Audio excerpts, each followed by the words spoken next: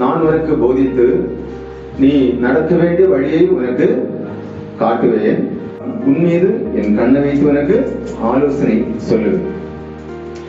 நம்முடைய தேவன் நம்மோடு அவர் கண் வைத்து ஆலோசனை சொல்லும் போது இது சரியான காரியம் என்றும் இது தவறான காரியம் என்றும், நீ இது பேச என்றும் இது பேசாதே என்றும் கர்த்தர் நம்மிடம் சொல்லும் போது நாம் என்ன செய்ய வேண்டும்? அதை கீழ்ப்படிய வேண்டும்.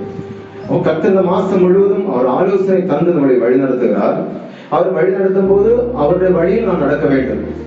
அவர் வழியை விட்டு மாறக்கூடாது, அவர் ஆலோசனை விட்டு மாறக்கூடாது. தேவன் நம்மளுக்கு பரிசுத்த ஆவியானவர் மூலமாக நடத்துகிற வழியில் நடக்க வேண்டும். அந்த ஆலோசனை கீழ்ப்படிய வேண்டும்.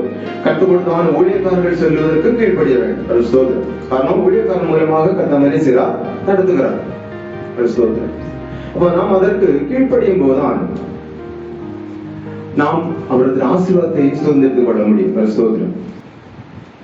உன்மேல் என் கண்ணை வைத்து உனக்கு ஆலோசனை சொல்லுவேன். அப்படி என்றால் இந்த மாசம் முழுவதுமாக அவர் நம்முடைய பார்வை நம்மிடத்தில் இருக்கும். அவர் கண் நம்மளை பார்த்து கொண்டிருக்கும்.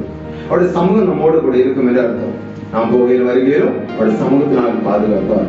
நாம் அந்த சமூகத்தை விட்டு என்ன செய்யக்கூடாது? அவருடைய சமூகத்தை விட்டு ஓடி. கோழியானது ஒரு பருந்து வரும்போது என்ன செய்யும்? சப்தம் போட்டு தன் குஞ்சுகளை சிறகுள்ளாக மறைத்துக் கொள்ளும். சில சட்டம்பி குஞ்சுகள் உண்டு இல்லையா?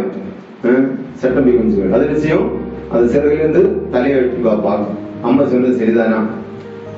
இது இந்த சிறகுள்ளால் இவ்வளவு கஷ்டம், மூச்சு மட்டும் இதுவரை ஃப்ரீயா காற்றோட்டம் நடந்தோம், இது சிறகுள்ளால் இவ்வளவு நேரம் இருப்பது என்று சில குஞ்சுகள் என்ன செய்யும்? அந்த சிறகுள்ளாக இருந்து அப்படியே தலையை வெளியிட்டு பார்க்கும். ஆனா கொஞ்சம் மீறி போற வீம்பு பிடித்தவர் அது என்ன செய்யும்? சிறகுள்ள வெளியில சாடிடும். வெளியிருந்து சிறகு உள்ளிருந்து வெளியே சாடி அதை காக்க விட்டு. அப்போ நம்முடைய வாழ்க்கையில் நாம் என்ன செய்ய வேண்டும் என்றால் அவருடைய சமூகத்தில் மறைந்திருக்க வேண்டும். அவர் சிறகுள்ளாக மறைந்திருக்க வேண்டும்.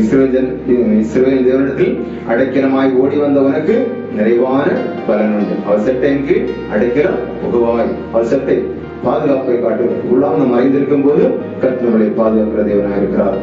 ஸ்தோத்திரம்.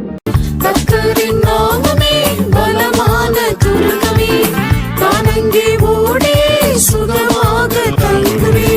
கர்த்தரின் செட்டையின் கீழடைக்கலம் வந்ததால் நிறைவான ஆறுதல் பலனும் அடைகிறே. கர்த்தரின்